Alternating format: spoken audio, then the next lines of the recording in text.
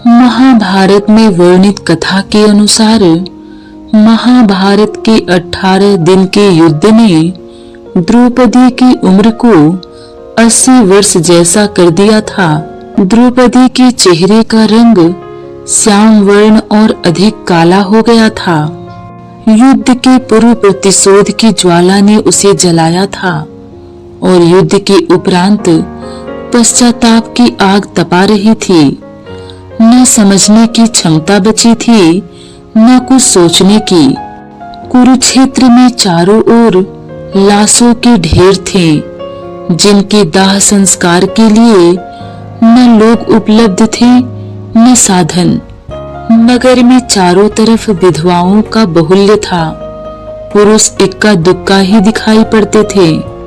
अनाथ बच्चे इधर उधर घूमते दिखाई पड़ते थे और उन सब की वह महारानी द्रौपदी हस्तिनापुर के महल में निश्चेत बैठी हुई शून्य को ताक रही थी। इसी दौरान भगवान श्री कृष्ण कक्ष में दाखिल हुए। द्रौपदी कृष्ण को देखते ही दौड़ के उनके पास गई और उनके कंधे पर सिर रखकर खूब रोई। श्री कृष्ण उसके सिर को सहलाते रहे और वह रोती रही।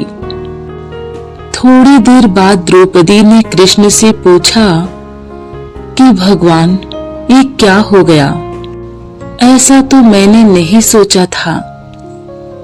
तब भगवान श्री कृष्ण बोले, नियति बहुत क्रूर होती है द्रौपदी। वह हमारे सोचने के अनुरूप नहीं चलती, हमारे कर्मों को परिणामों में बदल देती है। तुम प्रतिशोध लेना चाहती थी और तुम सफल हुई। तुम्हारा प्रतिशोध पूरा हुआ। सिर्फ दुर्योधन और दुशासन ही नहीं, सारे कौरव समाप्त हो गए। तुम्हें तो प्रसन्न होना चाहिए। तब द्रौपदी बोली, भगवान, आप मेरे घावों को सहलाने आए हैं या नमक छिड़कने? तब कृष्ण ने कहा, नहीं द्रौपदी, मैं तो तुम्हें वास्तविकता से अवगत कराने के लिए आया हूँ। हमारे कर्मों के परिणाम को हम दूर तक नहीं देख पाते हैं और जब वे समक्ष होते हैं तो हमारे हाथ में कुछ नहीं रहता। तब द्रौपदी ने भगवान श्री कृष्ण से पूछा कि क्या युद्ध के लिए पूर्ण रूप से मैं ही उत्तरदायी हूँ? श्री कृष्ण बोले, नहीं द्रौपदी, तुम स्वयं को इतना महत्वपूर्ण मत समझो, लेकिन तुम अपने कर्मों में थोड़ी सी भी दूरदर्शिता रखती तो स्वयं इतना कष्ट कभी नहीं पाती। तब द्रौपदी ने भगवान श्री कृष्ण से पूछा कि मैं इसमें क्या कर सकती थी? तब भगवान श्री कृष्ण ने उत्तर दिया कि जब तुम्हारा स्वयंवर हुआ तब तुम कर्ण को अपमानित नहीं करती और उसे प्रतियोगिता में भाग लेने का एक अवसर देती तो शायद परिणाम कुछ और होते। इसके बाद जब कुंती ने तुम्हें 5 पतियों की पत्नी बनने का आदेश दिया तब तुम उसे स्वीकार नहीं करती तो भी परिणाम कुछ और होते।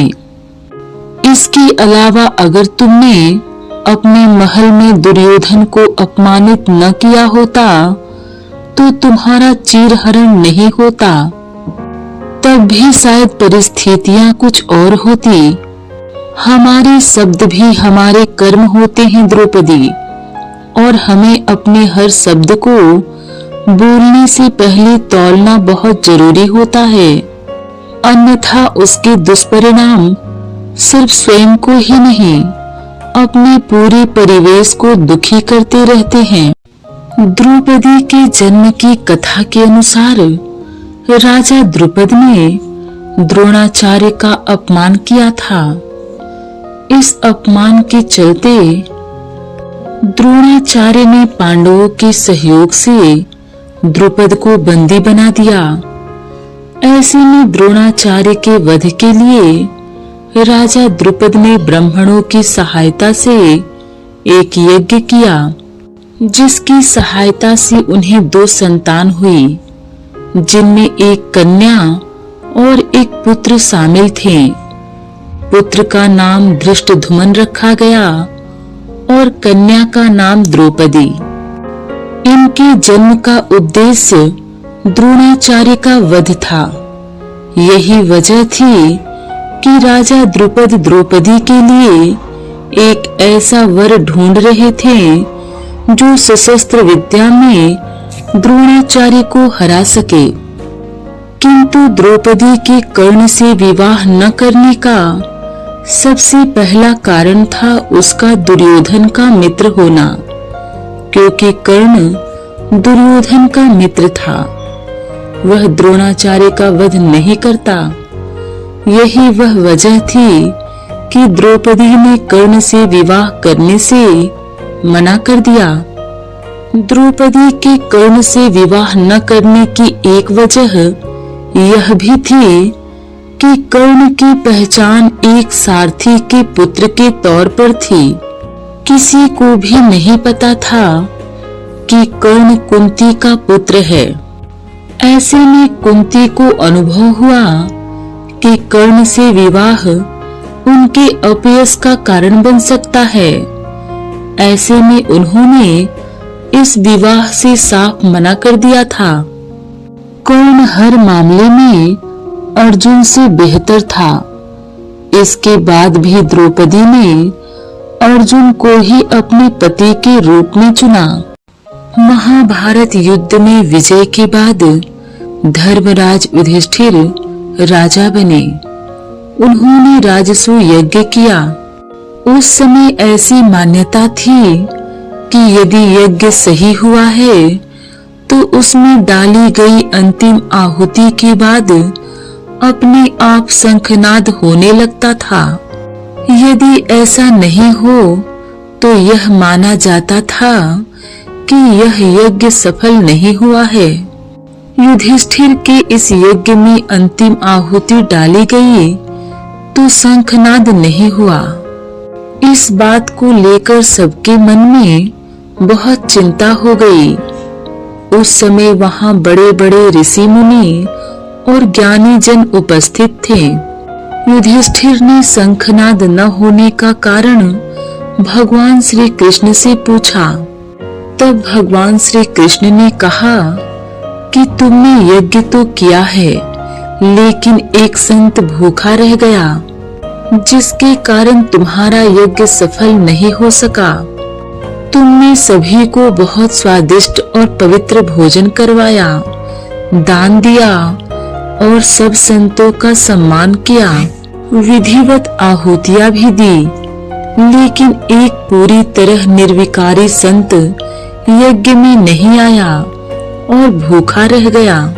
तब युधिष्ठिर ने चारों तरफ अपने दूत भेजकर पता करवाया कि ऐसा कौन संत है जो यहाँ नहीं आए और भूखे रह गए। दूतों ने यमुना नदी के किनारे एक संत को ध्यान लगाए बैठे देखा। दूतों को जानकारी मिली कि वह संत भूखा है। संत के ध्यान से उठने पर दूतों ने उन्हें प्रणाम कर निवेदन किया कि महाराज युधिष्ठिर का राजसूय यज्ञ संपन्न हो गया है, आप भी वहां चलकर भोजन पाने की कृपा करें। तब उस संत ने कहा कि हम सामान्य रूप से किसी यज्ञ में नहीं जाते। हमारा एक नियम है जिसका पालन होने पर ही हम वहां जाते हैं।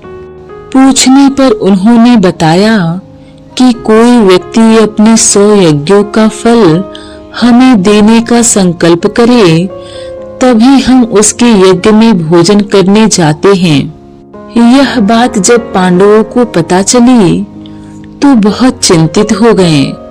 उन्होंने कहा कि अभी तो एक ही यज्ञ पूरा हो पाया है, उन संत को 100 यज्ञों का फल कैसे दान करें। अर्जुन, भीम, नकुल और सहदेव बारी बारी से संत को समझाने लगे, लेकिन संत अपनी शर्त पर अड़िग रहे। भीमसेन ने संत को बलपूर्वक लाने की बात कही, लेकिन युधिष्ठिर ने इसे अनुचित कहकर रोक दिया। पांडवों की धर्मपत्नी द्रौपदी परम सुंदरी ही नहीं, बल्कि बहुत ज्ञानवान और धर्म के मर्म को समझने वाली स्त्री थी। उन्होंने कहा कि उन संत को मैं लेकर आऊंगी। द्रौपदी ने कहा कि उन संत को मैं लेकर आऊंगी। द्रौपदी के लिए रथ तैयार कर दिया गया। तब द्रौपदी ने कहा कि मैं पैदल और नंगे पांव जाऊंगी। द्रौपदी जब नंगे पांव पैदल चलकर उन संत के पास गई, तो संत ने अपनी पहले वाली शर्त दोहराई कि जब तक कोई मुझे अपने 100 यज्ञों का फल देने का संकल्प नहीं करे, मैं उसके यहाँ भोजन करने नहीं जाता। तब द्रौपदी ने कहा कि आप मुझे अपने कमंडल का जल दीजिए, मैं आपको 100 यज्ञों का फल प्रदान करती हूँ। तब संत ने कहा कि क्या तुम मेरा उपहास कर रही हो? द्रौपदी ने कहा, शास्त्रों के अनुसार जब कोई व्यक्ति किसी संत के दर्शन के लिए जाता है, तो एक एक पग बढ़ाने पर उसे एक एक यज्ञ का फल मिलता है। मैं आपके पास पैदल चलकर आई हूँ और मैंने 500 पग चले हैं। इस तरह 500 यज्ञों का फल मुझे प्राप्त हो गया है। आपको 100 यज्ञों का फल देने के बाद भी मेरे पास 400 यज्ञों का फल शेष रहेगा। द्रौपदी की यह मर्मस्पर्शी और धर्म के मर्म में डूबी बात सुनकर संत गदगद हो उठे। उन्होंने यज्ञ स्थल पर जाकर भोजन ग्रहण किया। उनके भोजन ग्रहण करते ही शंखनाद होने लगा। यह युधिष्ठिर का यज्ञ सफल होने का सूचक था। पूरे राज्य में हर्ष की लहर दौड़ गई। अतः संतों के दर्शन के लिए कष्ट उठाकर भी जाना चाहिए।